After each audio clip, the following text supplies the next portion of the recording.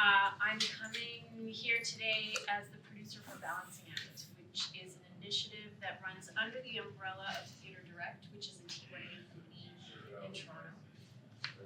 And I'm here today with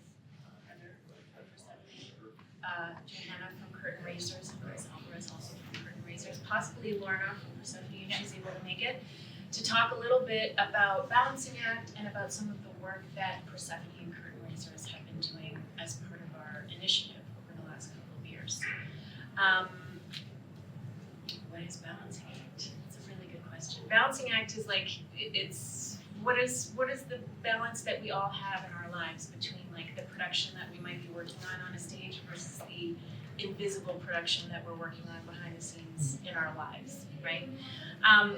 And Balancing Act as an initiative was founded in 2019 by Lisa Marie Diliberto, who is the artistic director of Theatre Direct. And it really came out of a place of her as an artist parent, as a mother.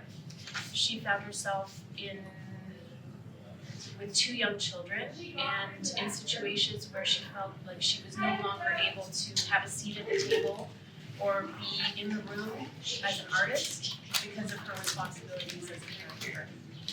And so she set about beginning this conversation of how can we make some changes and experiment with different ways of doing our work that doesn't lead people to a place where they have to choose between making art and being a caregiver.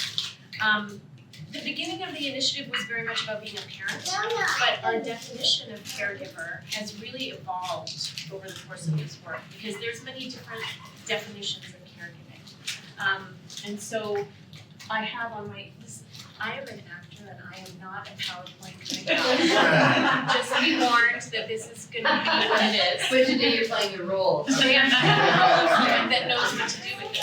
But, so I'm going to read out here, Balancing Act's definition of caregiver includes individuals who are caring for children, older adults, and those in need of personal care, right? We talked a little bit yesterday, Chris moderated an incredible session about community consultation, I guess, around care and talking about chosen family and what different sort of definitions there are of family and of care. And a little bit, it's also expanded into like care for oneself as well. You can't be a good caregiver if you're not also able to care for yourself. So Balancing Act has evolved over those years in terms of what that gestation was for Lisa Marie. And in opening up the conversation in 2019 with some community consultations, mostly in the Toronto area, in 2021, we were awarded a grant from the Federal Feminist Recovery Fund to pilot strategies to experiment with like how we can change some of the elements of our work to further support caregivers. And we called this program Level Up. It's a 3-year initiative that is coming to a close in March of 2024. And what we did is we invited people to apply to become what we call strategy partners. By people, I mean collectives, companies, in all forms of performing arts. We have theater companies, dance companies, opera companies. We have an improv company this year. It really runs the gamut, and by March of 2024, we will have worked with over 70 companies across Canada, piloting different initiatives. And we focused on certain strategies that are kind of guidelines. They're not siloed in any way because they tend to sort of like flow into one another. But over the course of these 3 years, we will have worked on 5 different strategies.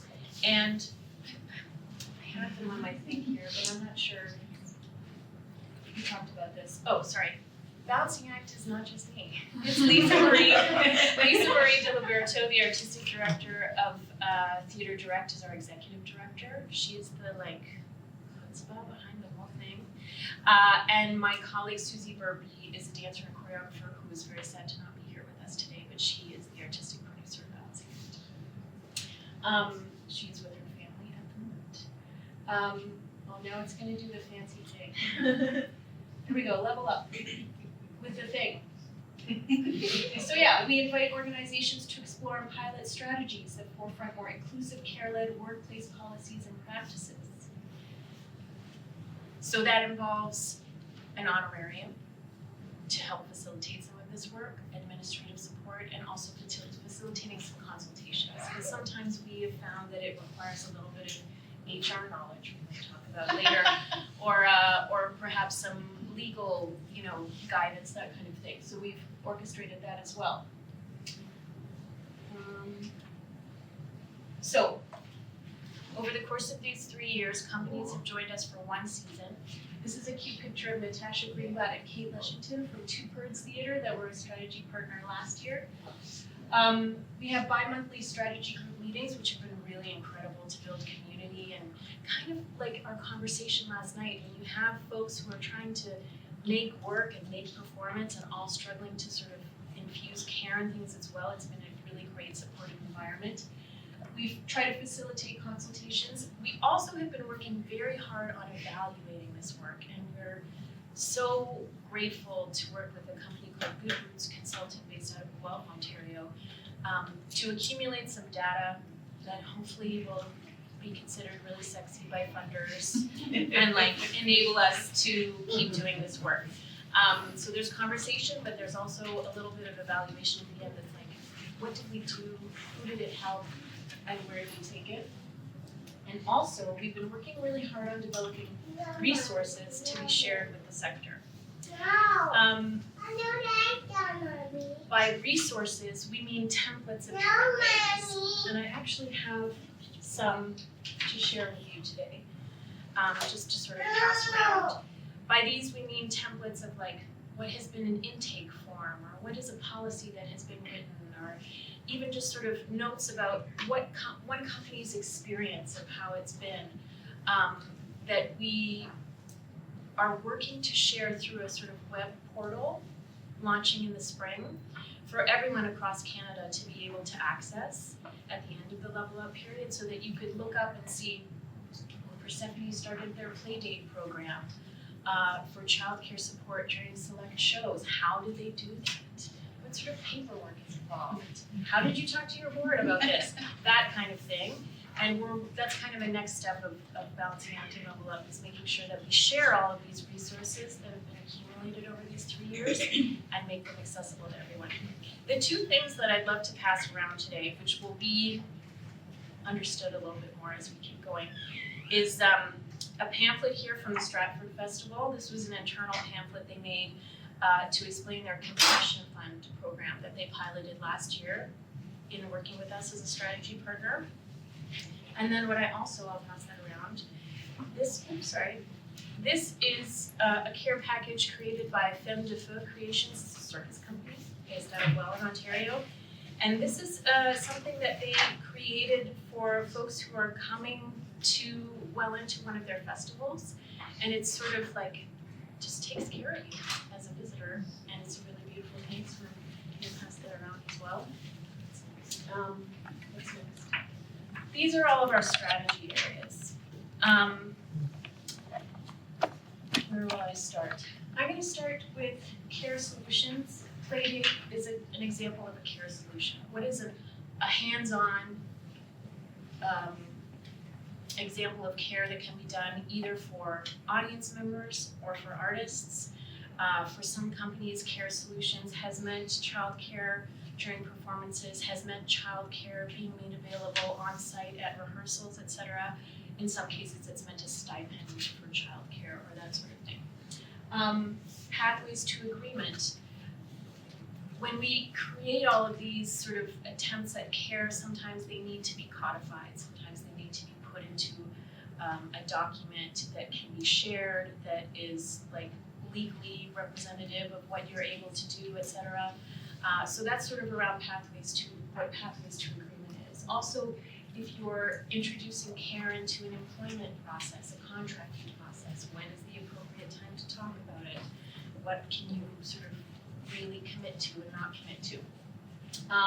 Models for presenters is, we'll probably only have a few participants for this, but it's the idea of if a presenting house is bringing an artist in who might have caregiving needs, let's say Brianne comes with Penelope and needs some childcare, needs to know where the closest walk-in clinic is, or where's a good child-friendly restaurant to go in the city?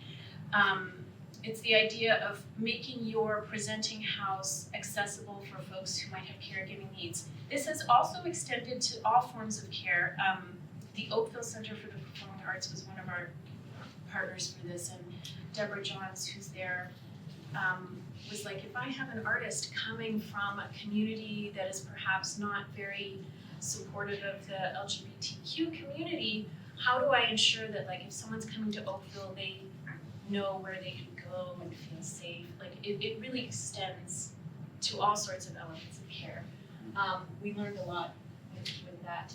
The Compassion Fund is something that Curtain Raisers worked with last year, and this is probably, I think, one of our most popular, if you will, pilot experiments. And this is the idea of having a budget line set aside for a fund that can be drawn on either by staff or by artists per production, per season, per year, however a company or collective might like to do it. Stratford, for example, started with a little experiment that was just relegated to their director's workshop program, so it was just the artists involved in that, where they used that as an experiment to see how it would work, how would it be administered, how much money could they realistically offer to folks, how would it be applied for, how would it be dispersed, who gets to make that decision. It's at once a very, what's the word? Like, it seems like a very simple offer, but it can also be quite layered, and it's been a really huge learning experience, I think, for everyone, and some great nuances learned from Curtain Raisers as well, with their experience that you might speak to later. And then flexible working models. How do we play with this antiquated patriarchal rehearsal system that we have? Or even this idea, coming out of COVID, some companies really experimented with remote work and how does that work. Other companies, the second they went back, were like 9 to 5 in the office and this is how it's gonna work. How do we play with those models, whether it is for rehearsals, whether it is for administrative work, in a way that allows people to care for themselves and for others.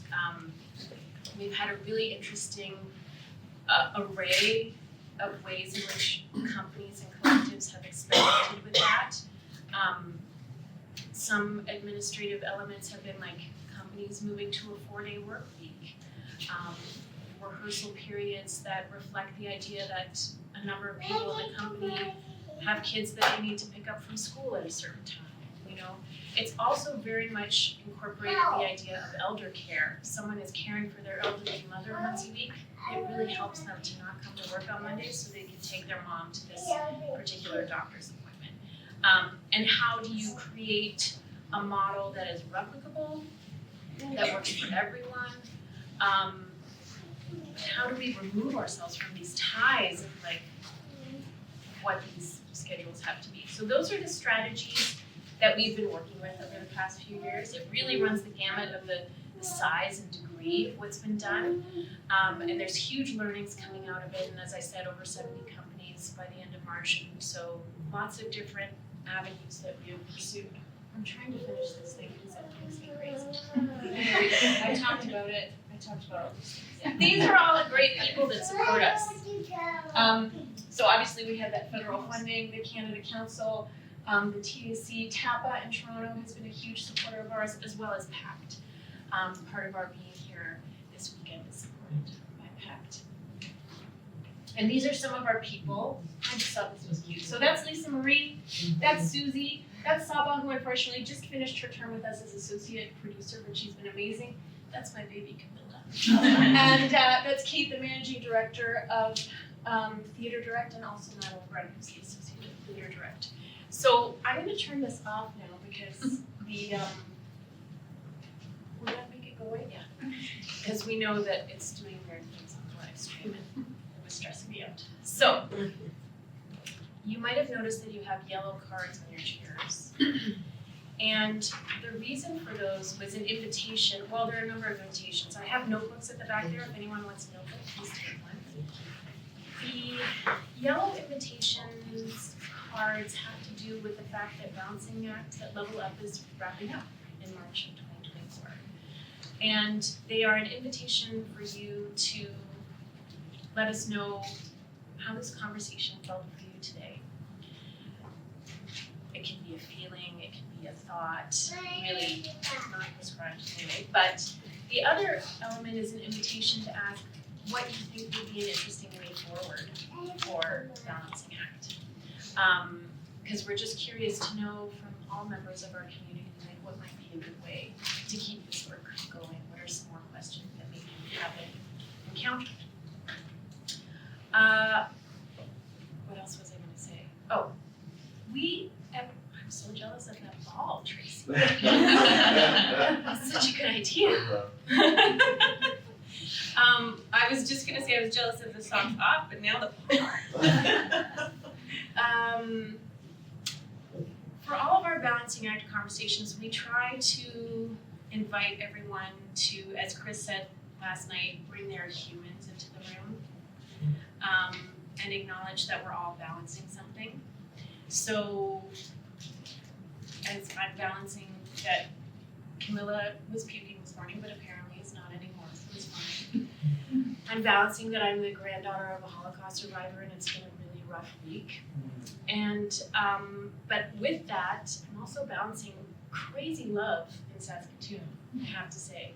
And incredible support from Mark and Judith and Chris and Johanna here from Curtain Raisers and Heather at Persephone. So with that, I wanted to pass it on to Heather. No pressure. To talk a little bit about, so there's two elements of what Persephone has worked on, as I mentioned, the pathways to agreement, with some heavy lifting there, and then also the introduction of Playdate, manner of care solutions. So just as an example, technically Persephone was in pathways to agreement, right? We made it very complicated. complicated. We made it a little bit of everything. Yeah. But why don't I'm going to pass it on to you to sort of tell us a little bit about your work. So what we'll do is we'll have Heather talk a little bit about what's happening at Persephone, and then I'll pass it on to Johanna to talk a little bit about Curtain Raisers and Chris about what happened with Curtain Raisers, and then we'll have some time for questions at the end. Does that sound okay to everyone? Awesome. And please feel free, if you don't want to say what you're balancing, please don't. There's no pressure. It's just an opportunity for us to know about the many things that people balance behind the scenes and welcoming them into the room. I should start with that. Yeah. Okay. How's Whitney? Whimsy's amazing. Sorry. She's in my office right now, cranky about having to get up early tonight to be here for this, as was I a little bit. But no, balancing a really busy week, opening a show, and obviously being here for this, but in so many amazing ways. And at the same time, as I was telling Phil, like the fact that I took my sink out of my bathroom because I'm renovating my bathroom almost 3 weeks ago and have not managed to like reinstall it. So like life's in shambles. No, it's great. Everything's great. So when I got this job, I've been 2 years in my job. I had a lot of big ideas and not always a lot of like practical solutions for how to accomplish those things. And so last summer, I signed us up to be in the Balancing Act cohort and had kind of like 3 ideas of the things we could work on, and made it complicated for Balancing Act to find a place to put us, because I think we rotated a little bit in the beginning from which group we were supposed to be in. That's my fault, sorry, but it all worked out in the end. So we convened a working group, Persephone, of a number of staff members, and Brianne, of course, joined us as the new executive director, and really started to, I kind of explained to everybody, these are the things that I would like to do. I want to be able to articulate the way that we approach care as an organization, something that all of the staff can kind of get behind, that everyone feels invested in, so that care does not live in our organization as a program, and it doesn't live as the responsibility of one person or like a department, that it's something that every one of us is kind of manifesting every day. So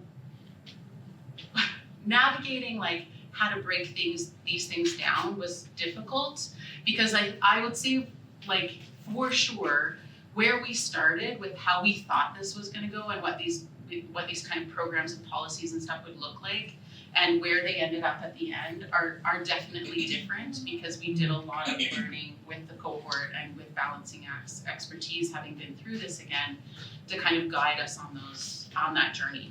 So so we did a number of things. One was talking about care inside of our organization and how we extend that to one another, staff, artists, theater school students, staff being like part-timers, hourly employees, full-time staff, people who've been there. We have staff members that have been there for over 30 years, but we also have staff members that are brand new. And also trying to find a way to extend that care in a financial way to artists, and develop something that could offer a sense of care to audiences. So that's where we ended up with Playdate. Playdate was probably the easiest of all the things that we had to do in terms of our tasks. It took some logistics. We have the benefit of having our own venue. So we have space with which to organize something like this. And we also run a theater school. So we have trained, qualified people on staff to be able to work with students. We have insurance to be able to have young people in our building. We have staff members who've already got criminal record checks and all of that sort of thing. So it was really about working around the logistics of how the program would work and how we would communicate it to the public. So Playdate functions formally as a theater school program. It's a class that we offer that coincides with a matinee performance on the main stage. So every main stage show that we do has one, and it is free with the purchase of a ticket to the show.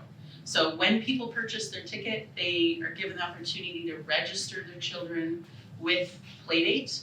And it is accessible to the same age groups that we offer for theater school, so starting at age 4 up to when we feel like they don't really need to be minded in that way anymore, so 4 to 12.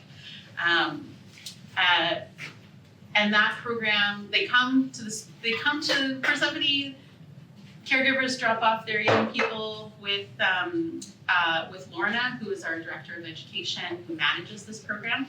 And they go downstairs to theater school and they hang out and play games and do theater learning and make crafts, and then come back upstairs at the end of the show and rejoin their parents. And we had to think through some of the logistics of like, what happens if something goes wrong? How do we reach those parents? So we do have some logistics in place of like, we know where people are sitting. We have the ability to put people in particular seats if we think there's a high likelihood, or if the parent thinks there's a high likelihood that they might need to be able to step out. Phone numbers, a process of like identifying who's allowed to pick up children, in the same way that we do in theater school. And the registration part, I would say, is the most difficult. It's the most difficult logistically on our website, is to like communicate to people how to register. We piloted this program during Birds and the Bees, which was the last show of our last season, and it went very well, but we had like 5 surprise kids on that day, which is great, but also like surprise, because it wasn't clear to those caregivers that the children needed to be registered in order to attend. So there were some bugs in communication, and I think that is something that we're still really working on, is how to communicate that this program exists to caregivers in the community so that they have access, because the response has been really positive. Everyone that we talk to about it loves that it exists, but making sure that they're reminded enough to be able to choose to use it, and also understand the steps that are kind of necessary so that we can ensure that we have enough staff in place. And that staff, we've talked a lot about like what happens if. So we run Playdate at the same time as our ASL interpreted performance. so that it's accessible to deaf families. But if deaf family registers, then we're gonna have to make sure that we have an interpreter on site that's accessible to Playdate, not just to the performance. So the registration process is actually like really important. And it just kind of continues to be the hurdle at the moment, but we're working on it.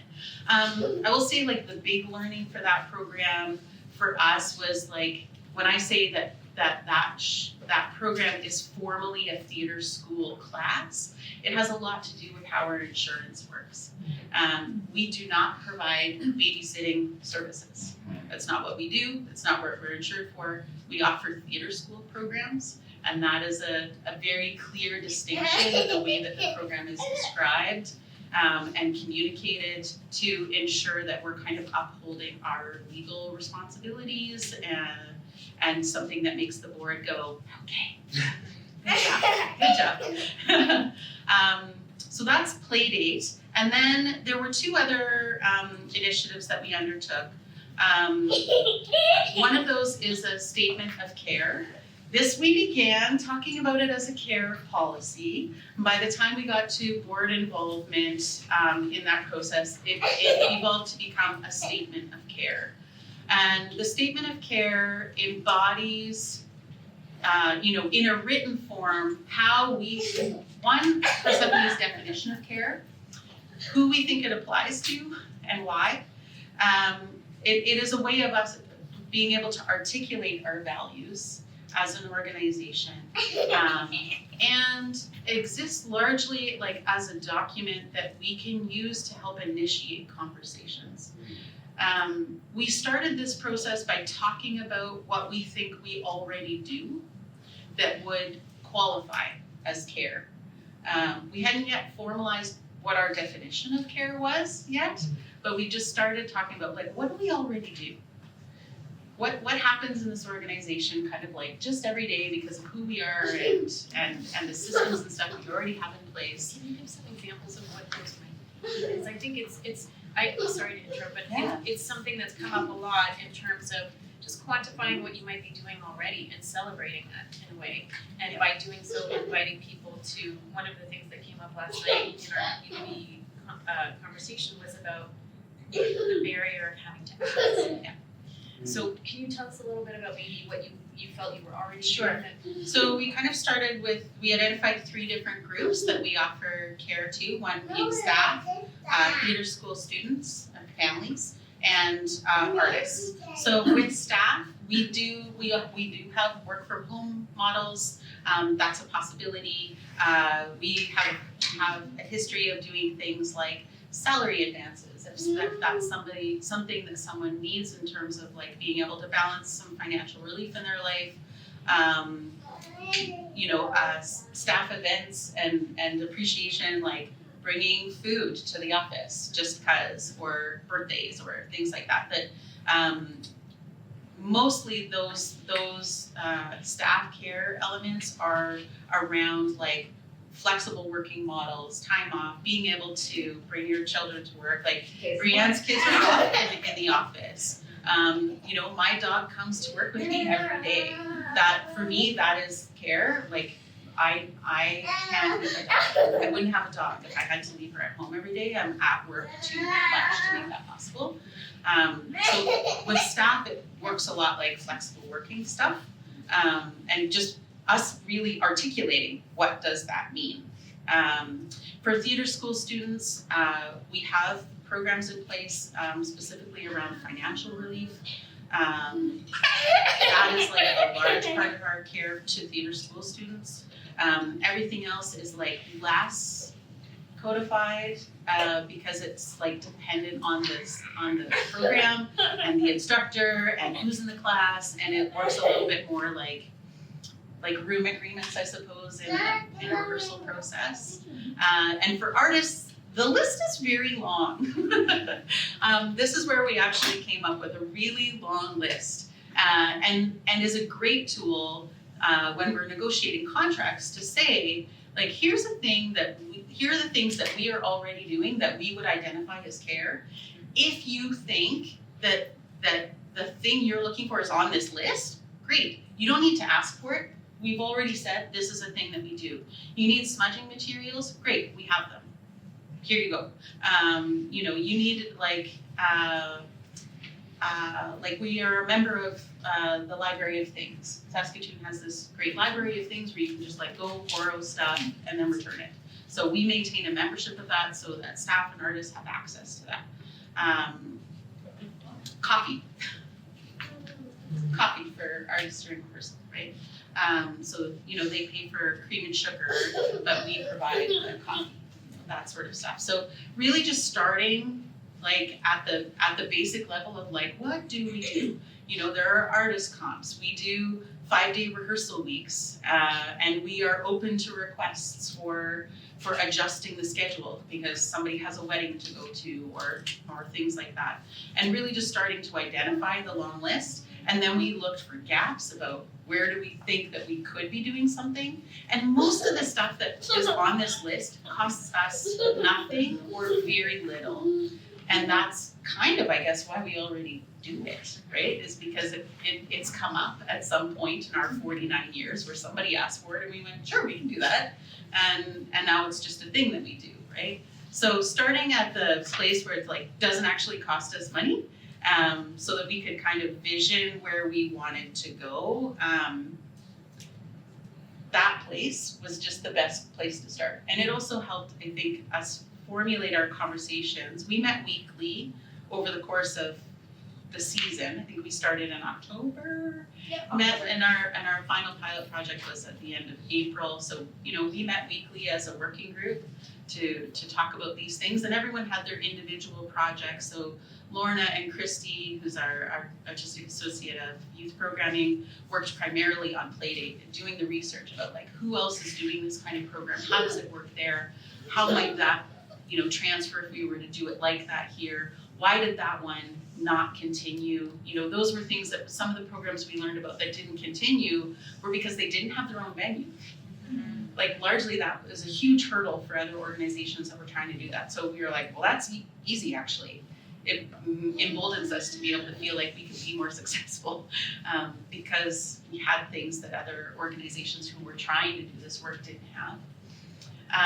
So the statement of care exists kind of like as a philosophical document, and we took it to the board as policy, and they said we are deeply uncomfortable with this being policy, and understandably, because the statement of care, this is work that we did with Jeanne Massage, who is an HR specialist who helped us work through some of the language and things like that. So we began with the like, we're distinguishing how this philosophy document is different than our hiring practices. It's different than things that we are legally obligated to do as an employer under Saskatchewan labor law and under human rights codes, things like that. And I thought it did a pretty good job. And then I showed it to Jen, and Jen was like, no. So there was a lot of refinement in how we articulated it to make sure that if people are looking for what's the word I'm looking for? I guess like the sister mom. It's like accommodations. The word is accommodations. If they're looking for accommodations, It's a tricky word. accommodations is like a legally defined word in labor law. And that is a very, we use it as accommodations all the time. But in a document like this, we cannot use the word accommodations because it actually doesn't apply. That is actually a legal obligation we have as an employer. That is different for us than the spirit and intention of a care document, where what we're trying to articulate is how we embody that sense of care in our day-to-day, as opposed to a legal responsibility to you as an employer to ensure that your basic needs are met. So that was a huge part of the preamble in particular, and formulating the language of the statement of care. And then when we took it to the board, we have a number of HR specialists on our board. And lawyers. And lawyers, exactly, who also read that and went, okay, the sticky point now is that because you are calling it a policy, it then becomes policy that lives alongside all of our HR policies, and that it becomes the potential for interpretation, enmeshment interpretation is too high. So we're gonna change the title of it. We didn't actually change anything in the document really. It was really about the title, calling it policy. So that's how we landed on the title of Statement of Care, which is in line with, in 2021, we made a commitment to reconciliation statement. So it kind of already lives in line with these other statements that we have made around our philosophical approach as an organization. And then the extension of the Statement of Care, and this went through a number of like evolutions. In other companies, it's called a compassion fund. At Persephone, we've been calling it a care fund. And we started this conversation of like, it applies to everyone. It's gotta do, like, it had to do so many different things. And we talked ourselves around in circles a lot of trying to figure out how it functions and how we create equity inside of a program like that, a fund like that. And Brianne and I had a lot of like budget conversations, but also like viewing because we both view the budget as a values document, is how does like putting this in our budget reflect the actual values that we're trying to encode in the Statement of Care. And we kind of had these things happening in all the different versions. So we decided that some of the care things that we listed for ourselves when we were developing the Statement of Care, those are things that we do, that have financial ramifications that we do for like staff, that lives inside of our Statement of Care. So the Care Fund is actually about addressing the inequity of being a precariously employed freelance artist, and how could we actually help support freelance artists that are engaged in addressing emergent need. And the other like I think important distinction that came up as part of these conversations, and again like really landing inside of equity, is that the Care Fund is not meant to replace an artist's opportunity to negotiate their contract. So when artists negotiate their contract with me, I say, hey, we have these things. Here's the Statement of Care. Here, we also will have a Care Fund that's available to you. But if they're trying to say, I need these things in order to be able to accept that contract, that is not Care Fund responsibility. That is the responsibility of the organization to be able to allow the artist to negotiate their contract for what they need. And so what Brianne and I landed on is that we actually budget separately for that. So we have a kind of Care Fund allotment that is an internal amount of money that allows me, when I'm negotiating an artist's contract, to have a pool of resources to say yes to things that come up during that process, whether it's like, caregiver needs, or, they have a disability and they need parking, or they, things like that. And the Care Fund, which is about emergent need. And emergent need can look like anything. And trying to define that, we did initially try to really define it and make it very complicated about like what applies and what doesn't apply. And it just became a bit of a logistical nightmare, and also it didn't feel in keeping with the values we were trying to espouse. And we actually decided that there were some groupings of things that we felt that would fall under that bracket, but they're pretty vague. They're like health and wellness, caregiving. How people define caregiving to themselves or health and wellness to themselves is not up to us. Right now, what they can apply for is a small amount of money. It's only $200. per artist, and currently we're allocating about $1,000 per production, and if it doesn't get used by the artist in that production, it gets rolled over to the next production until the end of the season. And it's just trying to make sure that we didn't just have one big pot of money and then the last show of the season is like, sorry, it all got used up. But also trying to, create some equity between like a show that only has 2 people versus like a cast of 18. It is a bit of a tricky balance, and I think Brianne and I are both in a place where we're piloting that internally, right? There's a kind of internal version, there's this external version. So when we've piloted, we made it formal right away. We didn't pilot the Care Fund, we just did it. So it rolled out with Right Half Life, which was our first show of this season, and has already been accessed, and I feel like is going very well so far, and we're gonna learn a lot about that process over the course of this season as it rolls out with each show. So we don't have a formal pamphlet, like that. We tell artists about it directly on first day of rehearsal. They get an email about it, so that people can apply at any time that they are actually under contract with us. Questions? Oh, you've got a question too. I'm curious about that application process. So how is it reviewed? Okay, we also had a lot of conversation around this. Because of the size of our organization, like we did look to some of the cohort members from the year prior to us who did do Compassion Fund.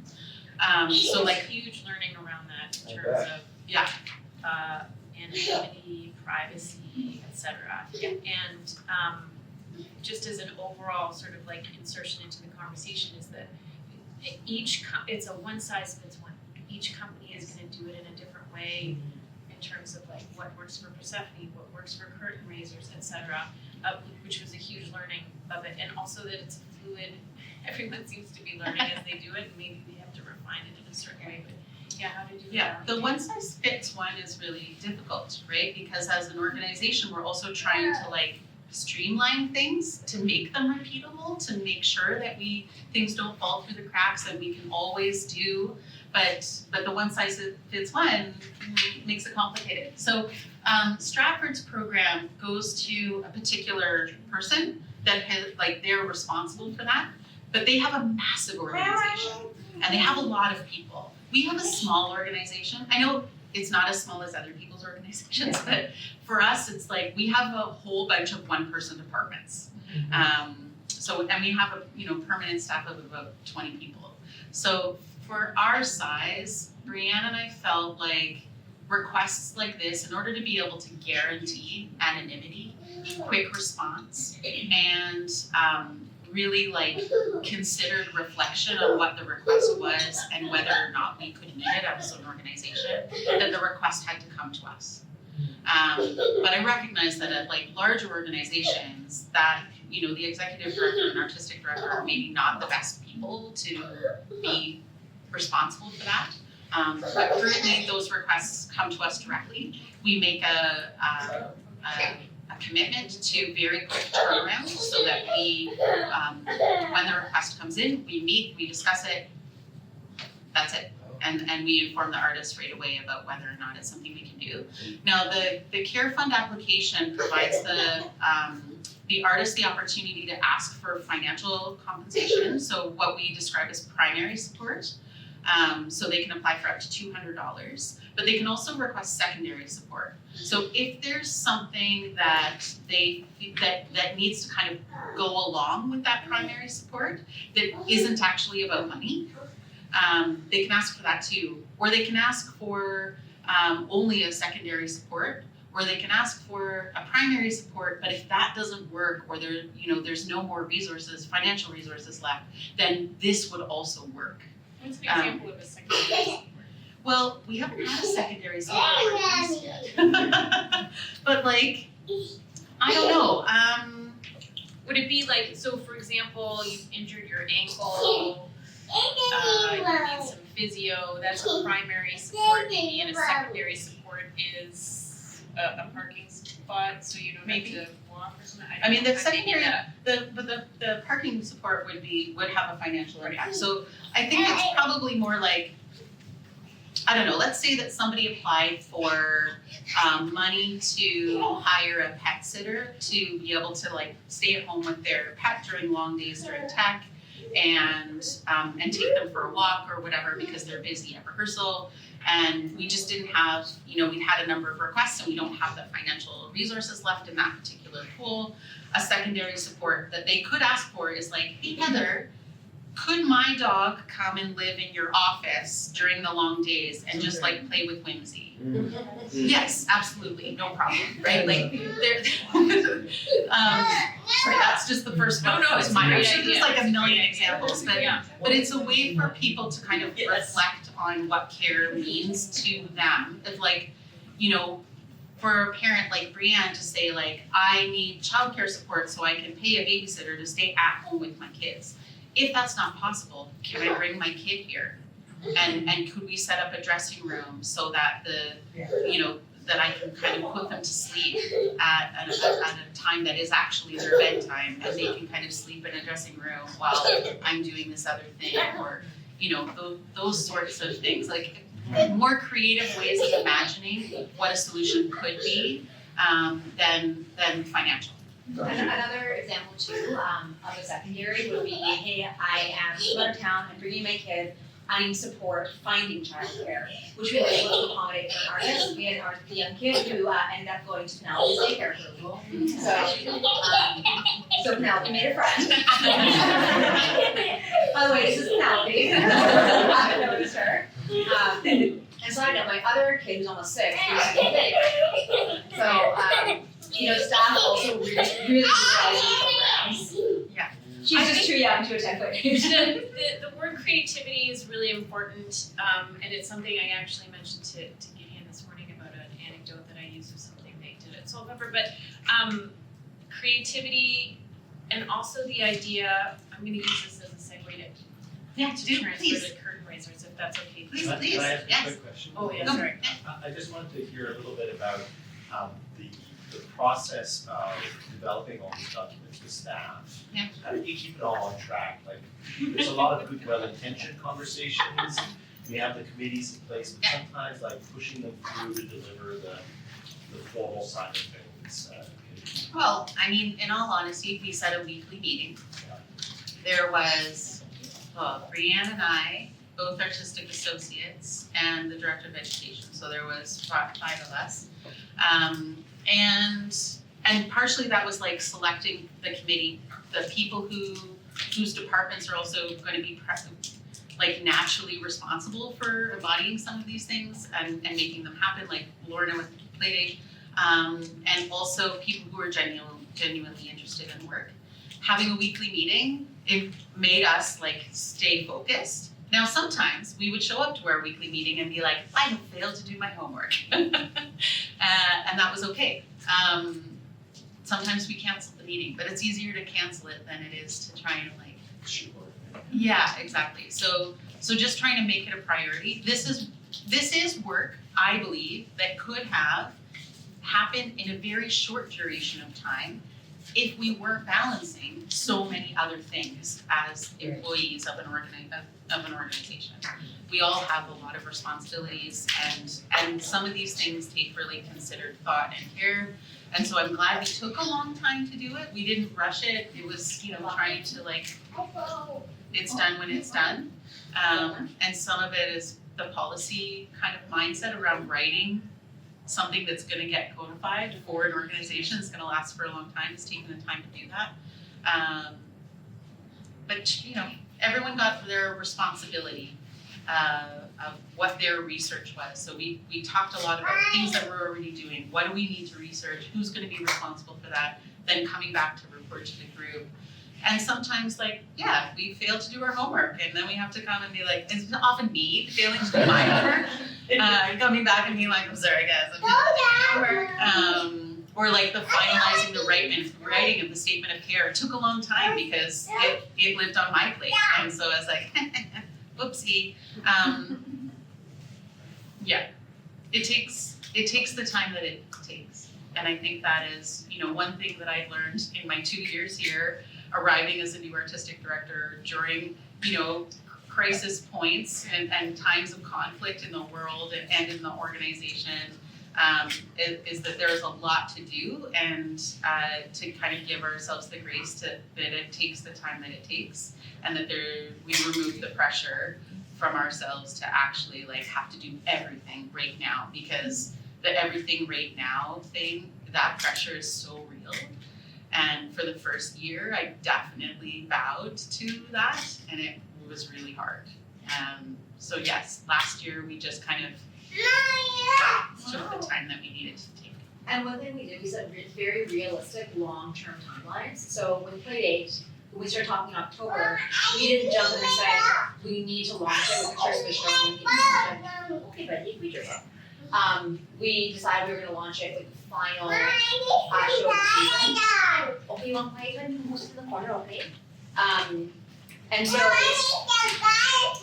so realistic timelines and the statement of care, we had a soft goal of launching it at the start of the season, understanding we could provide grace to ourselves if we didn't hit the target. Luckily we did, since we gave ourselves about 10 months to be able to get to that end goal, and I say about 5 months to get to the Playdate goal. So realistic timelines with grace, understanding if we didn't need them, it wasn't the end of the world. Yeah, time has been a theme of last night's conversation and now bringing it into today's conversation. And someone, I'm sorry, I forgot her name, who brought up the idea of tending. Terry. Yeah. Tenderness, tending takes time. And there is this tendency that we have to sort of get the show up in the least amount of time possible, or do this in the least amount of time possible. And it's hard to sort of rework that wiring in us to take the time. And another thing that we've tried to say, it's not even that it's finished, because it's going to evolve with every season, with new asks that come in that maybe haven't been anticipated. And so, one thing I've noticed over the past couple of years is as many companies and organizations that we work with kind of feel like maybe Susie and I have the answer and it's a test. And we're gonna get it right. And I'm we don't know the right answer either, actually. We're just experimenting. And when people have come to us and said, it didn't work, and I literally get so excited, tell me how it didn't work. I love it. I want to hear about how you think it failed, but actually we will mine that in order to figure out how to make it work. And also that it changes over time. I feel like some of our strategy partners from the first year who have been able to keep going with some of the writings that they've done. New World has an incredible framework of care that they wrote that I think was very much used. Of people who have piloted compassion funds, they've changed and evolved as different things have come up. This is not it doesn't have to be set in stone, and part of that care is being responsive, and that flow. So with that idea of responsiveness, I would love to pass it to you, Johanna, and to Chris, to talk about a little bit about your compassion fund with fundraisers. Sure. Is it okay if I sit here for the camera? I think so. Yeah. Because I like the way we're kind of right like this. And probably you'll get the most fulsome picture of what we did if Chris and I both kind of share or pick up punchlines or whatever. So I think what's important to know is that curtain raisers, yesterday you introduced curtain raisers as a shell. And I was like, oh, a shell. And then in the middle of the night I was like, oh, we are the way a hermit crab has a shell. And a hermit crab will find a mollusk shell, right, or some shell, and it'll inhabit that. And in the middle of the night, I was like, well, why do they do it? And it's because they have this really, to protect their tender exoskeleton. And that's our, I'm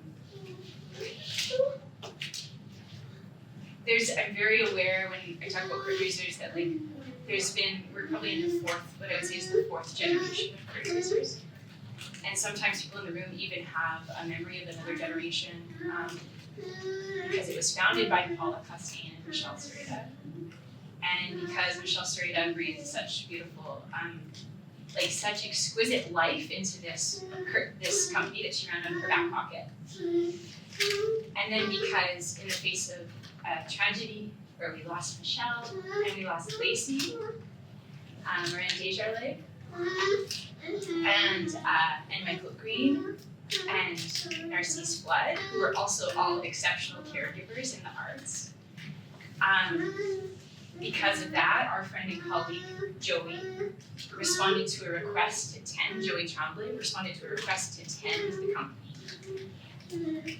And then because the process of tending a small company with peanuts is such a big thing for any one person, Joey invited Chris and Jada Pfeiffer, Chris Alvarez and Jada Pfeiffer, and Terry Fidelic, and Judy Wenzel and myself into a project of tending the company.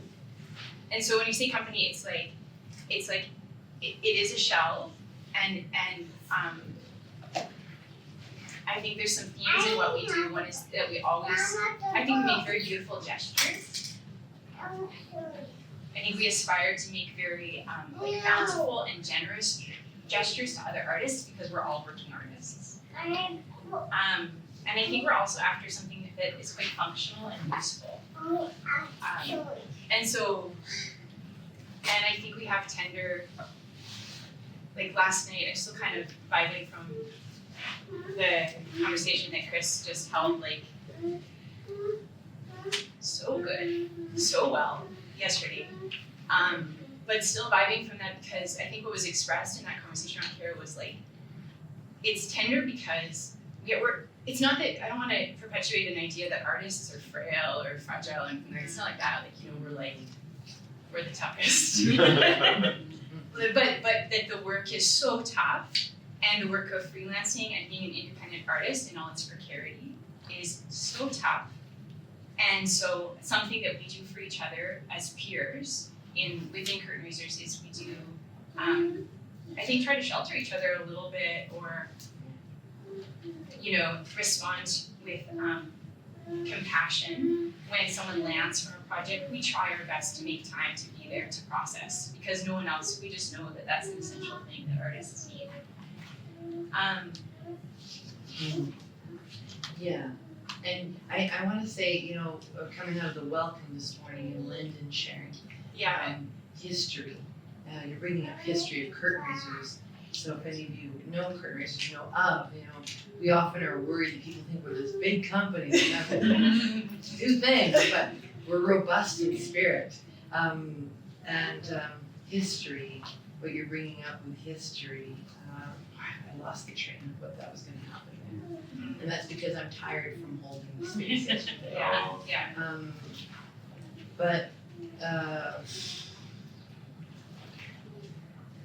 We have to know where it's coming from, right? And I think that's one of the reasons with tenderness and having a shell to cover tender parts of our artist bodies, because we are coming out of a history of theater here that made us put on a lot of armor to exist. And then we have newer makers like Heather, like Jennifer Bruin in Treaty 4, like different people at the university, Jonathan Simon, and Mackenzie, right? These new people coming in who are trying to advocate for a shift, the shift that's happening with the people who are already around, who've been trying to do that, like Beck Marlin, or lots of people. But there's a history of not wanting to expose that tenderness. And I think that's where the grappling of what is this package? You're talking about balancing act. Who is it for? Is it for me? How do I access those funds? Do I? And the trust that Pete, one of our colleagues from Treaty 4 mentioned, the trust because of relationality. It's funny, and Lisa, I always want to say her name so wrong. I'm gonna say Lisa Madillerberto, Alberto, D somewhere. Came into Curtain Raisers land and did a project with us when we were first picking up the pieces was a car crash and of curtain raisers, like, so care has been whoosh, there right from Yeah. grief. Yeah. And so, and it's interesting, so when I heard about this balancing act, I was like, Lisa's part of this, that's so neat. She was already woven in that continuum of that we're a part of. Yeah. And then I've been rich in being able to experience balancing act from this place of offering, being a caregiver, but also being a care receiver. So yeah, let's talk about what Curtain Raisers has given into this world of the Compassion Fund. Yeah, so like a couple springs ago, to be frank, we were like, well, maybe this, I don't know, we were kind of in a little bit of a low point. Yeah. Like, and partially because it was pandemic and all of that, but I think that, well, my own personal flavor of malaise in that was like, I was like, it's the end of the world, and we're doing so much first aid care from actually really the ecology not caring enough. We're doing a lot, and we made a bold request to our provincial funder that like saying like we're doing lots, we've got big ideas, we wanted to be seen, I think, and we were really turned down with our request. We're kind of, and I know in that I was feeling very unseen, and that's where I was. At that point, I like in whatever, just my own narrative within our family of curtain raisers. But my narrative was I just went into like scavenging mode, like what we do as artists, and I was just like, where could we get $1,000 here? Could we get $500 here? Could we get $2,000 here? How can we do that? Just like really scavenging low to the ground. And I remember I just came across the balancing act thing, and the thing that was kind of crazy is I'm an artist parent, like I have a daughter, she's a birthplating, and I didn't think about my own. I didn't realize I was an artist parent yet. Because whatever. But right away I thought about this huge experience I had at Globe Theatre being a part of the Making Treaty 4 project. And I had been a part of that ensemble, and I had witnessed a really complex dynamic in a creation process around kinship. And so we wrote an application and we reached out to Pete Kidway Hatch and Aaron Goodway and Fritz Pino was on our board to be sort of our consultants, to be sort of like people that we could go to talk about care with. And we made a request for a compassion fund. And so what we did is we ran a compassion fund over 4 projects, and we also had many conversations with Pete, with Karen, and those are the conversations, and with Chris. Those are conversations I had, but like Chris, I know you are kind of always having conversations around this theme of care.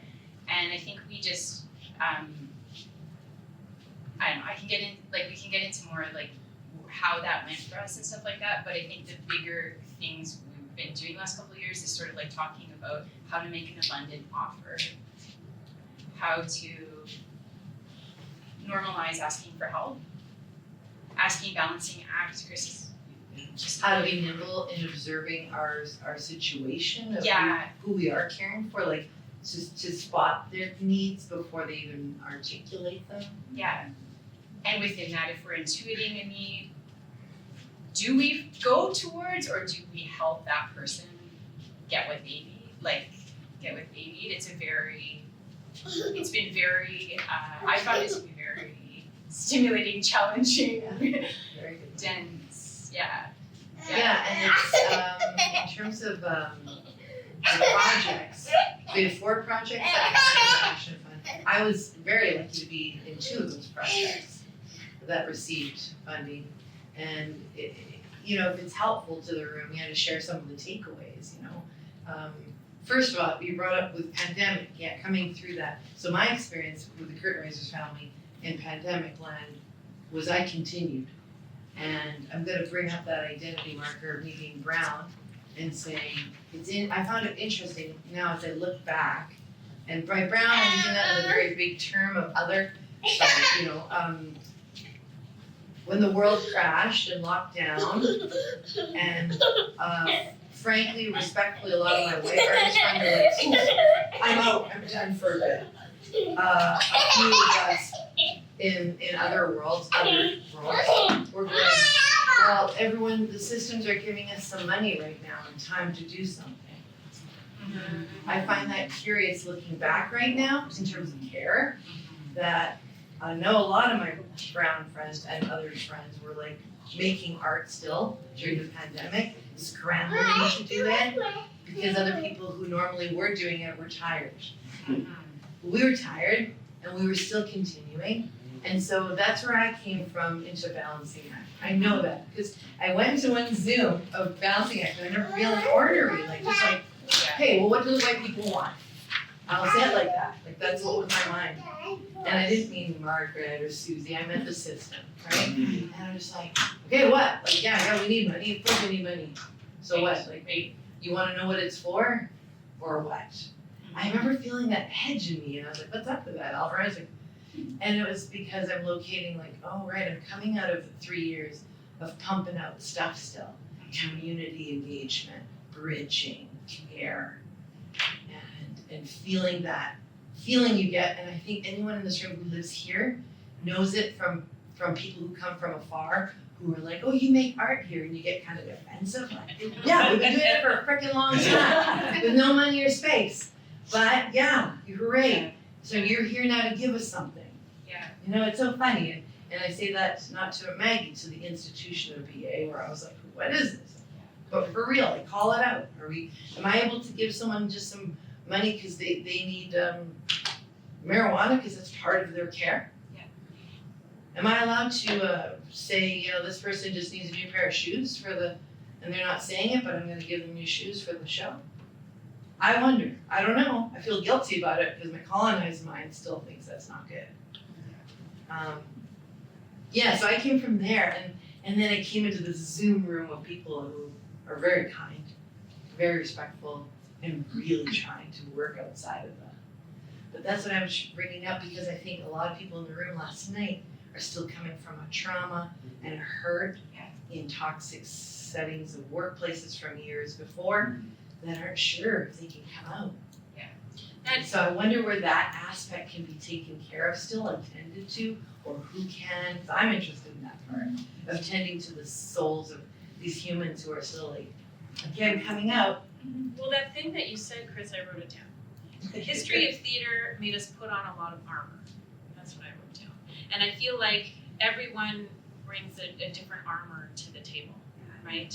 I bring armor to the table as someone who worked in a lot of environments where the second I became a parent, I was devalued. That's right. Openly to my face sometimes, where I was like, oh, are you a cutting edge arts organization? Yeah. But I'm in a Mad Men episode all of a sudden.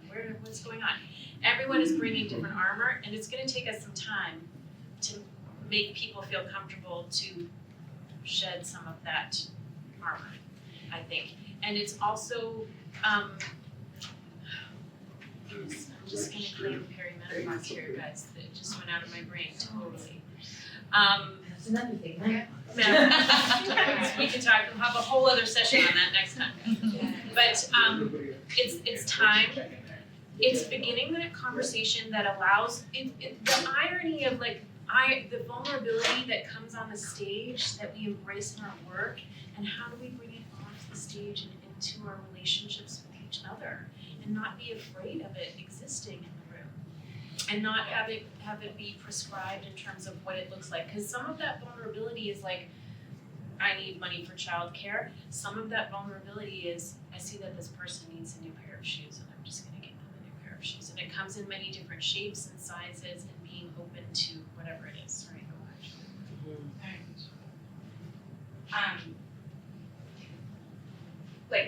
Tracy, that's what you said, amputate feeling.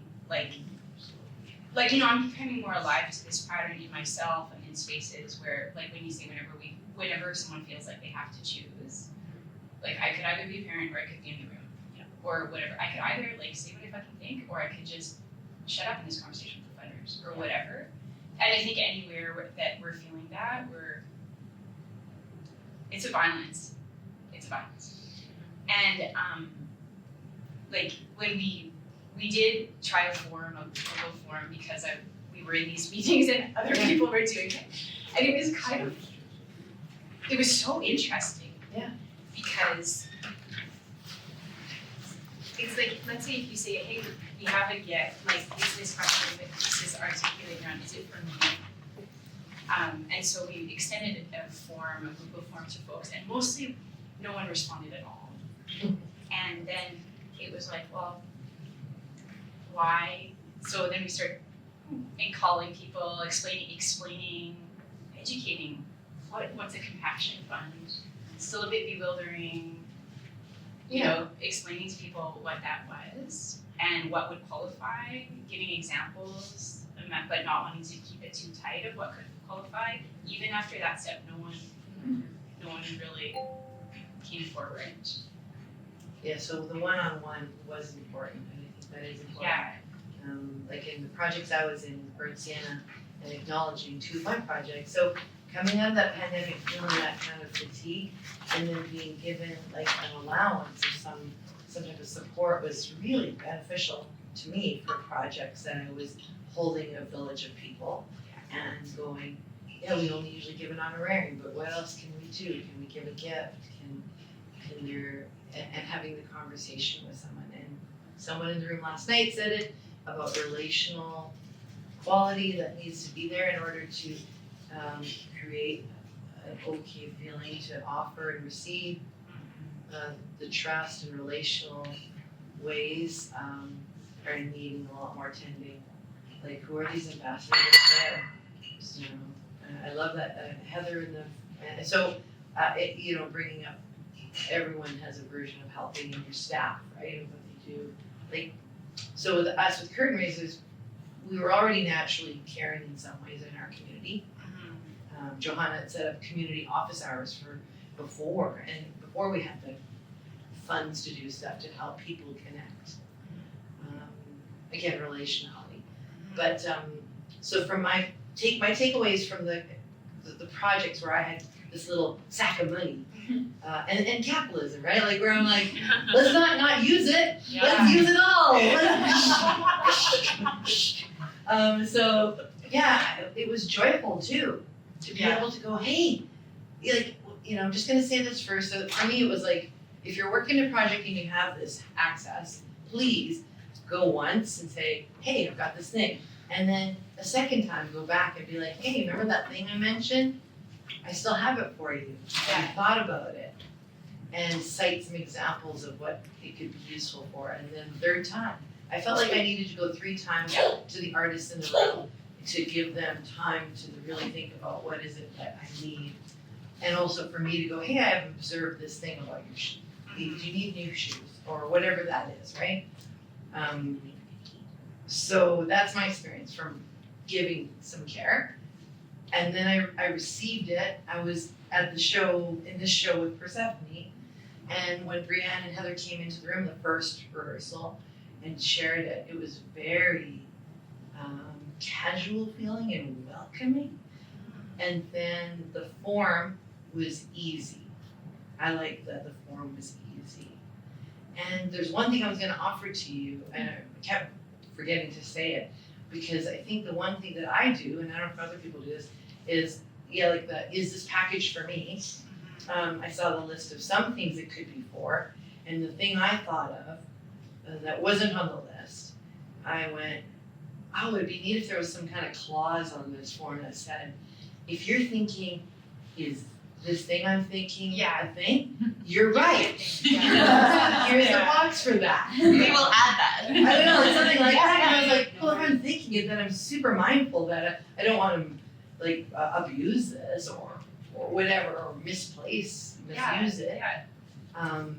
So yeah, a day before I came up here to Treaty 6 to work on Bright Half Life with this beautiful, kind, joyfully queer crew, my daughter needed to go into the hospital, and I was like, I guess my day's off, which is again care thing, 5-day work week, 2 days off. I'm gonna be spending driving, coming back to Treaty 4 to go see this person, this young person.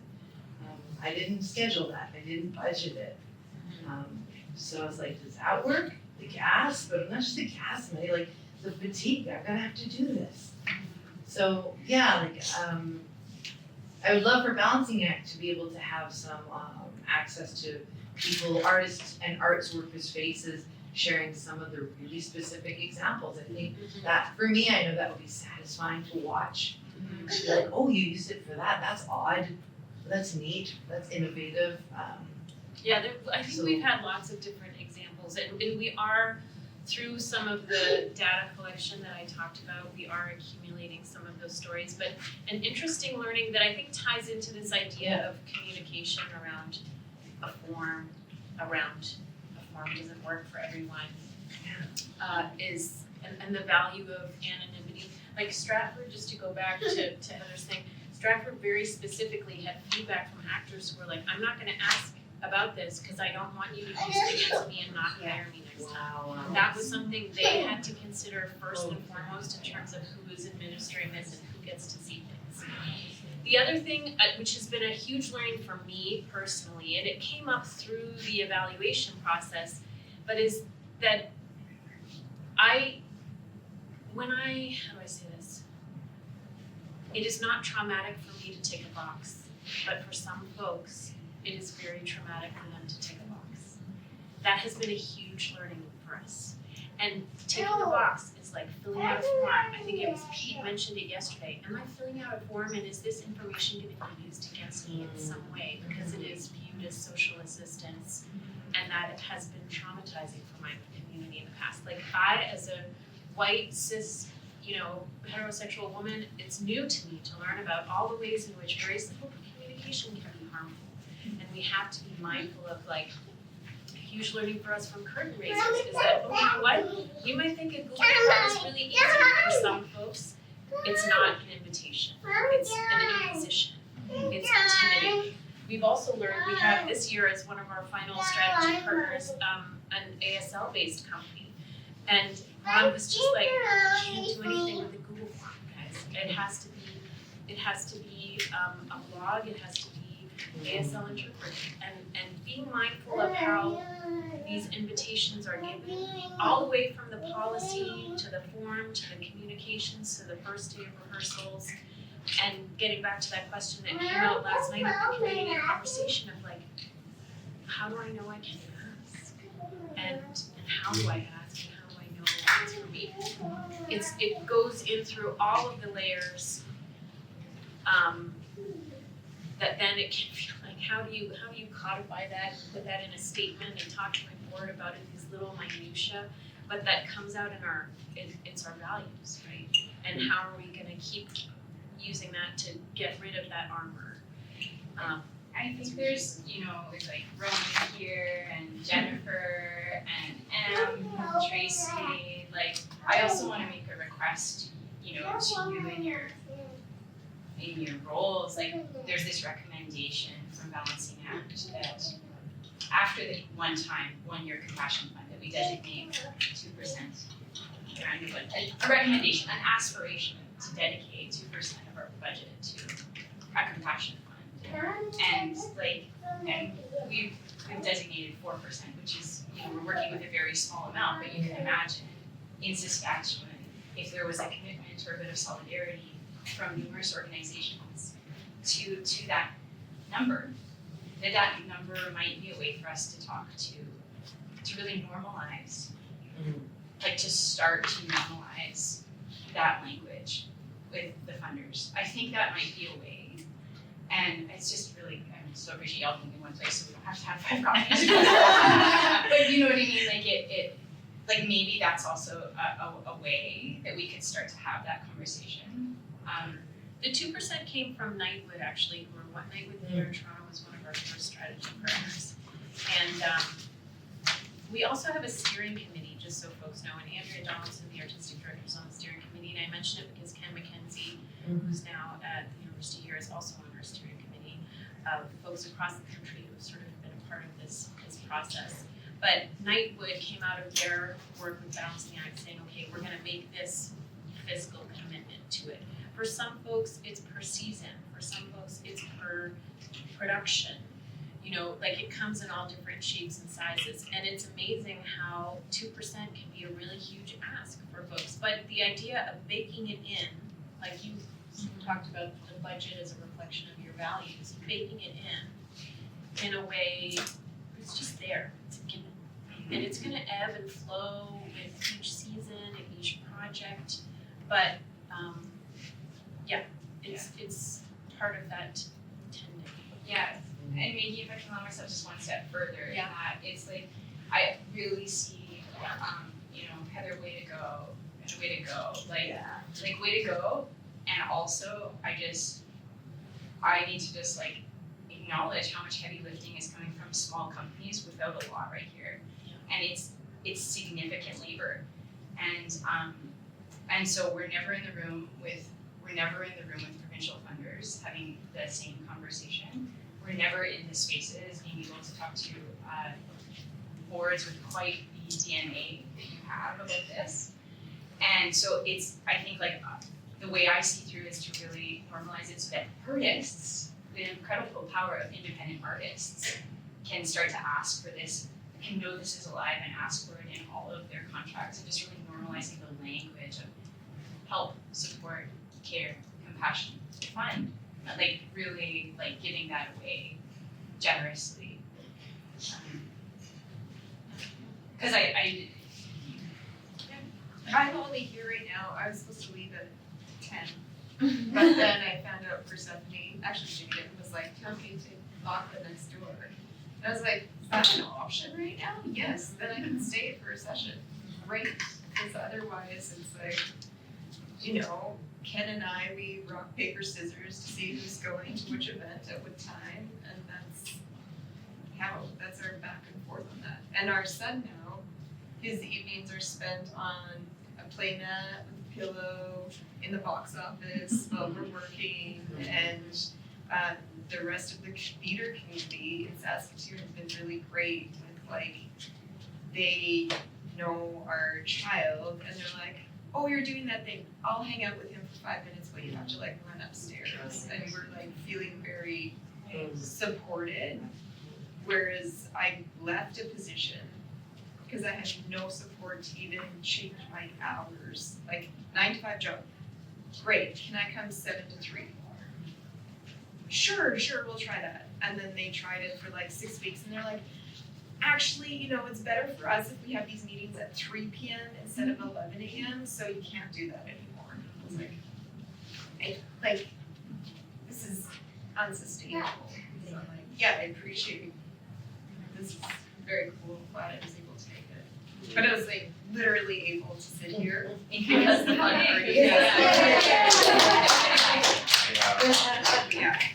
So, but I do wanna say, just follow 2 things. One, all of the documents and things that we've developed as part of our work with Balancing Act are available. The statement of care lives on our website, so if you're curious about that, please go check it out. And if you want examples of anything else, it's going into the archives of Balancing Act, so it'll be available, but also just email us and ask. And also I wanna just follow up to say in the conversation around how to ask and how to normalize the language around that. One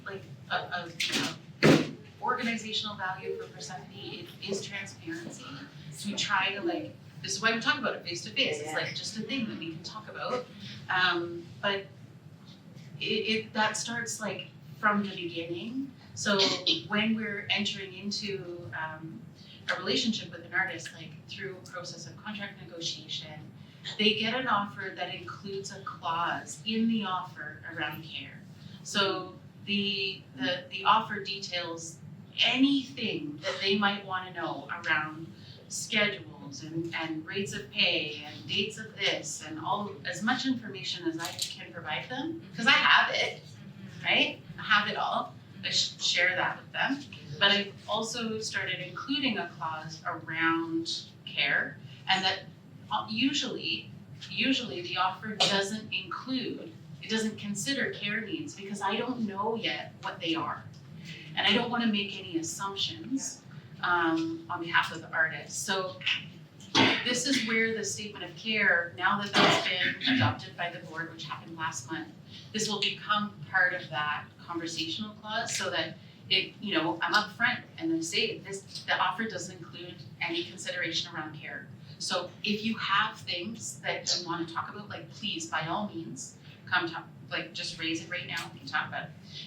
And also here, go read this statement of care so that they can feel hopefully a sense of like transparency and trust with the organization to be able to feel comfortable, even though, because sometimes we're in the situation where we're like, we offered the thing, we raised the question, we were very transparent, and still there's the fear, right? And trying to be, just kind of reinforce the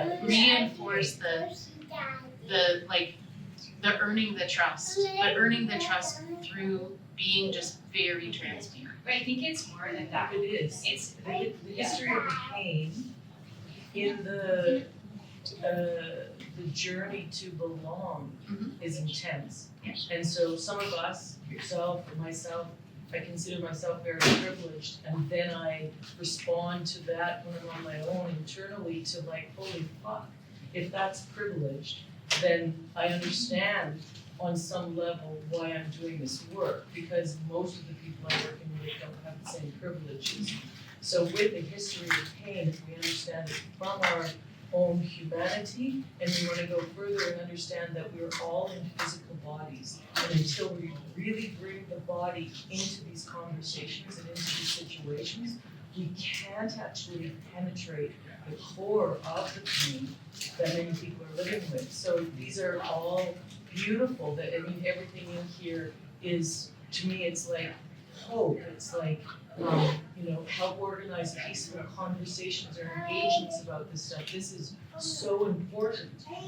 And then there's artists, or myself, there's artists all over this province who have worked for about a decade now, thanks to the ability to sort of formulate something that understands disability at its core, that includes mental health issues, chronic health issues, neurodivergency and stuff like that.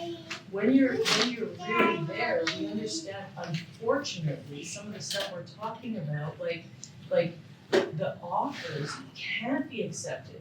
I represent this organization. I founded it. I worked for 9 years prior with an organization that is grandly supported and loved in this province, Commonwealth Community Arts.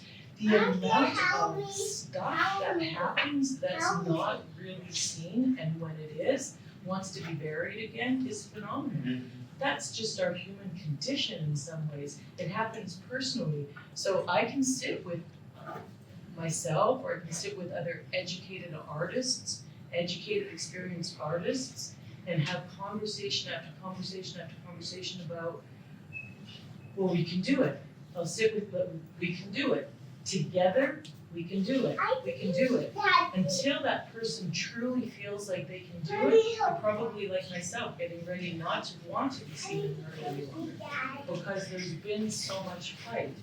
And some of the people that understand that best, for me at this particular time, are Indigenous artists or advocates who are actually coming to me after hearing a performance or speaking engagement and saying, be careful. Be careful, because it's such huge responsibility, it's such a huge responsibility, such huge work.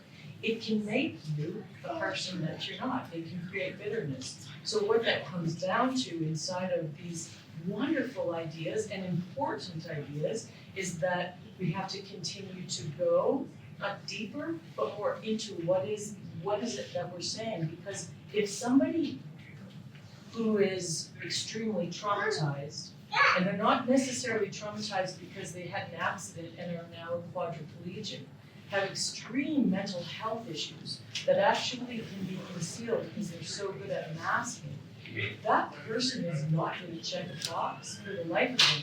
I'll work with them for 10 years before I get that information. So that's one thing. The other thing is reading a face. Anybody like myself that's neurodivergent, you can't read my face. First of all, I've studied really hard and long to make sure you couldn't. I was born into doing that before I understood that. And then there's the realities that I live with. I go to a doctor, I tell a doctor something, I go to the next specialist, my file's opening. You're imagining that you have a psychiatric issue, so we can't trust that you're actually sick. These are the things people live with on a day-to-day basis that fulfill at least 25% of our population, which means probably 25%, but I would argue more in the arts, because we tend to come here. So I think we have to be really mindful that yes and, that's how I just keep saying it, and I've found people like Em who's willing to partner and has the intellectual and political prowess and the desire to listen. And actually, it's kind of grueling because it's never too easy, you know. But to really say, okay, I'm through Saskatchewan, I'm here with you guys. I'm here with this organization who happens to have a little bit of a presence in this province. I'm here to start saying, there's so much more that has to be done. And I think that, you know, I'm sorry because I know I get a bit agitated, and I don't want to because I love and respect everybody and everything that's being said, but simply not that simple. It's really fucking not that simple. The documents and all the efforts, it's not that simple. Every single day, artists who are now expected to know better or understand better, every single day I'm talking to them because they don't want to be artists anymore in this province because of stuff that assumes something that they have lived with that doesn't exist for them. And I think we have to be really mindful when we're doing this, or we're doing the exact same thing that we're fighting. We're creating the same issues. And I think only going with the slow, expanding time so that integrated shifts can happen. Only that can really change it. So the next person sitting here in 10 or 15 years from now is carrying maybe 10% less of a burden. If I'm being realistic, maybe that's dreaming pretty big. And then 10 years from that same person or the next person is carrying 5 or 10% less. But this is not going to change really quickly. And the more we continue to wheel it out like it is, I feel, as does my community, the more chance that we're going to actually leave people behind. And then in 10 years or whenever it is, go, oh, that's right. You know, the pandemic. We were expected to pivot because Crips have been working at home for eons and arguing to work at home because you have to. We were expected to pivot in a way that is unbelievably unrealistic. But we did it in order to survive, and then we lost 2 of our main artists to like doing this. This stress is like I will go work at the grocery store and never touch this community again because the stress is too big. That's not a woe is me, it's an internal issue because there's a constant need for proving ourselves, for educating, and for not being listened to because we lay at the center of these conversations. We can't help it. Our life, every minute of every day revolves around understanding care and then masking that in order to survive in a colonized world. And most of us are silly and naive. I love your face, thank you. Silly, yeah, silly and naive. You gotta do that. Yes, and silly and naive to think that like this is the place to come to, the arts, in order to belong. And then when we get to the place where we're actually quote unquote succeeding and start to get invited to the table, we go, oh, we really, really don't. Because the issues that are in the systems outside there live in here. And until that elephant in the room is like broad and understood really well, we're gonna keep spinning the wheel. We're gonna keep spinning the wheel. And that's not to say what's happening isn't positive. There's so much shift. I mean, realistically, we wouldn't survive, like, no Crip artist was working professionally in this province less than 20 years ago. And if they were, there was no way in hell they would ever declare. I was being told 15 years ago, no, don't say that you're disabled. Except I'm working as a disabled artist for Commonweal. It's that's how entrenched it is. And again, it's not a woe is me, but I am insistent in my last few years of holding this until it either folds or somebody silly enough takes it over. I'm insistent that the ones, well really not, like you look at everybody, who can afford the time and space to really understand it, to really go there if you don't have to. But I am insistent that like I will be the person nobody likes in order for people to go, okay, yeah, that is the shits. And if we can make somebody feel that, even though it's a shitty feeling, there is a possibility, and we understand this as actors, that they'll remember it.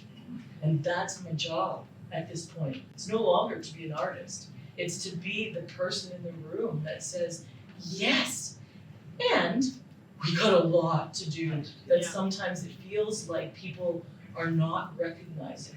And you got a lot of people in this world, lots to go talk to help you understand some of the things you think you have to reinvent. And it's kind of what we're talking about in an hour. Yeah, that's right. Tracy and Emma are here in the next session. Thank you. I like the idea of like, what is this conversation going to be in 10 or 15 years? I like that idea. I like that we'll come together again and have made some of that progress that was spoken about in our opening there, like just changing our world a little bit.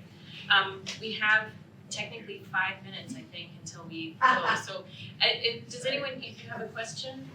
It wasn't a question, I just wanted to pick up on something that Chris said and what you just said, like, really eloquently, Tracy. We also need to stop apologizing for the whiteness of the institution and the rooms and the people who are doing the asking first, right? Who are raising their hands and acknowledge that the boxes, ticking boxes is really traumatic for folks, and so those offers need to be, I really liked what you had said about the ability to offer and to receive that care, that relationship of care. It needs to come not from forms, but from people and from deep engagement with different communities and understanding how to say, because what I noticed during the pandemic was who kept working, right? Who was couldn't stop, never stopped, because never has been allowed to stop and can't stop because you're working in a colonial white supremacist system. Just noticing it in my own family and in my ability to reach for resources, and other folks' inability and refusal to reach for resources because if you do, you'll be hurt.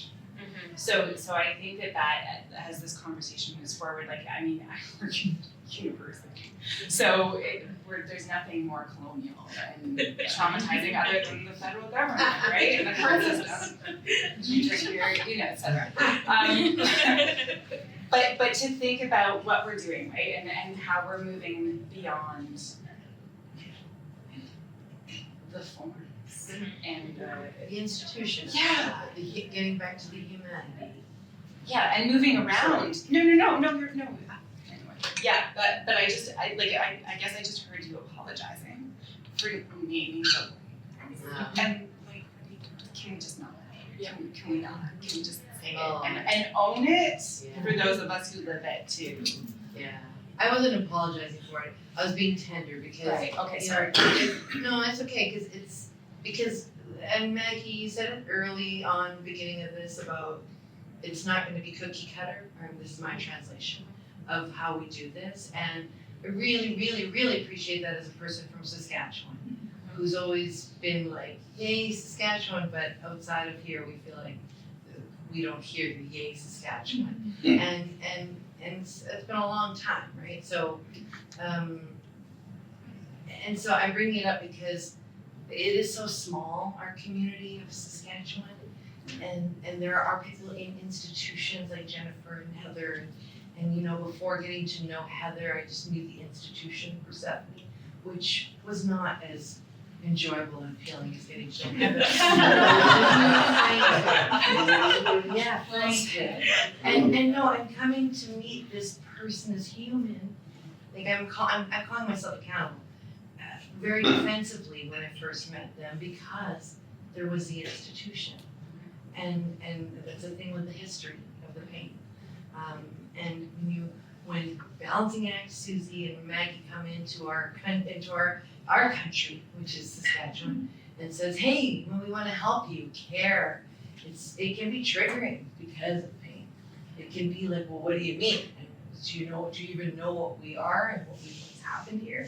Do you know what's happened in Persephone Globe in terms of pain? I know Heather has experienced knowing from seeing the aftermath on the faces and hearts of the staff that she's working with. And I'm sorry to say that so boldly, but I know I can see it. It's true. And I walked into this room, this building, Persephone 2023 now, and whoa, there's a different feeling in the air. And that's not totally completely perfect, but it's different than 2019. So yeah, in terms of celebrating, there is some change. And I'm taking off my armor, and I think it's part of being 50 because it's too fucking hot. But we talked about it at the end of pandemic, our curtain raisers family, that the armor for me is now self-preservation as opposed to trauma-based. It is a self-preservation. Because we still need it for going to talk to funders. And I really want to echo what Joe brought up about smaller companies. Like this pebble in the water that VA has brought to us, I feel charged to go, let's start organizing better in our smaller companies to help. When we have a staff, you have a staff of 20, we have a staff of Kitchen table. 0. I think we have time, so I know, Em, you have your hand up. No. You put your hand up first.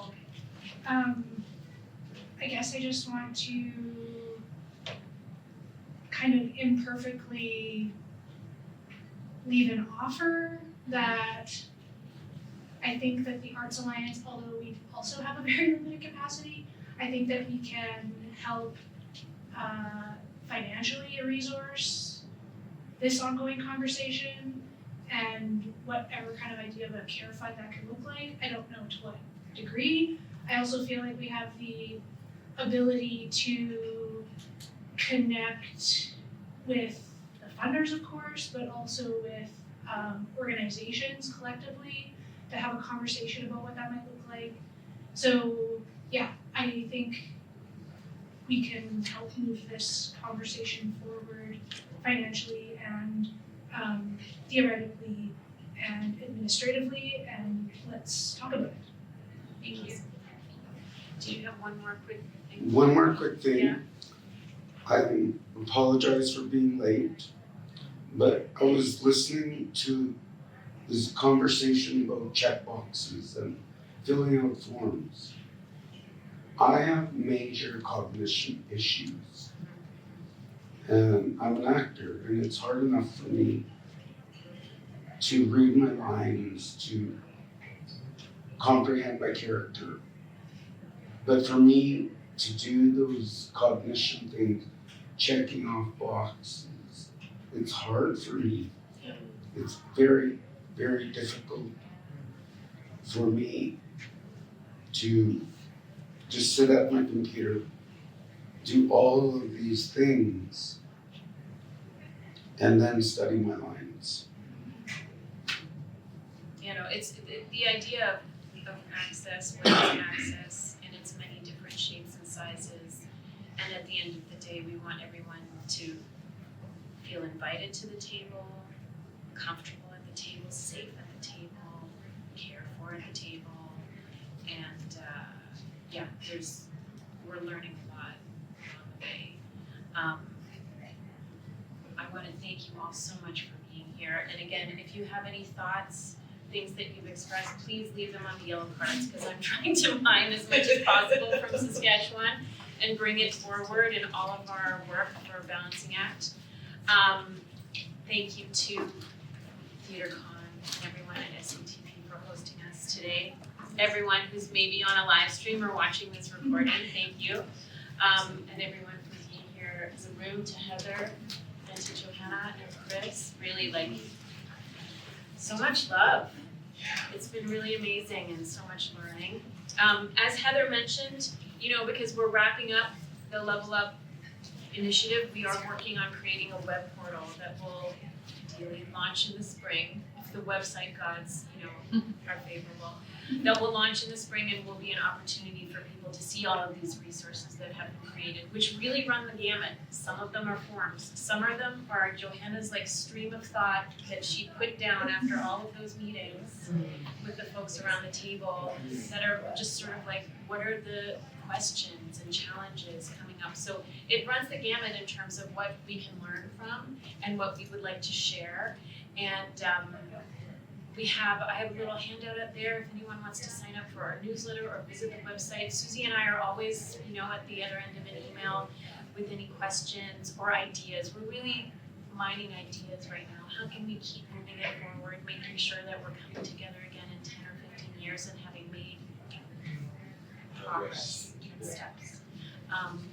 So yeah, thank you so much for being here. Thank you.